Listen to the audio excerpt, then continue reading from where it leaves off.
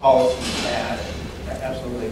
The first thing to remember is that 70 cents out of every dollar that's appropriated in the state budget is really spent locally. Our local governments have really taken a triple whammy here. The money that they normally would count on from the state to provide the services that the state wants, particularly in the area of health and human services, has been cut. Their own revenue has been gone down primarily because of the property tax and the sales tax decline. So they were already facing a pinch there.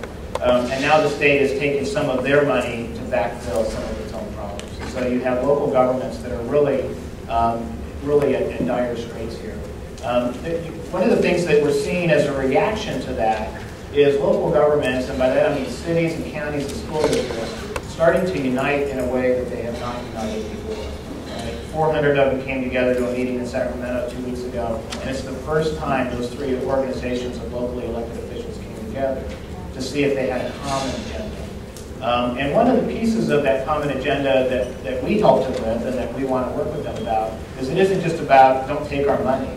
It's about giving local communities more discretion and authority to pursue their own destiny, right? And there's lots of equity issues we need to work out around this. How are we going to make sure that all communities have the right resources to provide quality schools and those kinds of things? But in many ways, if you look at how large the state's become, how complex we've become, you wonder why the public doesn't trust Sacramento. It's a long way away. We don't know what happens to our money. Our conversations with the public is they're ready to invest. They're willing to invest if they know where the money's going and they can follow it locally. So there's 2 or 3 shifts here. They're going to get a double whammy. They're waking up and they're doing more than talking about keeping somebody from stealing their money. They actually want more authority.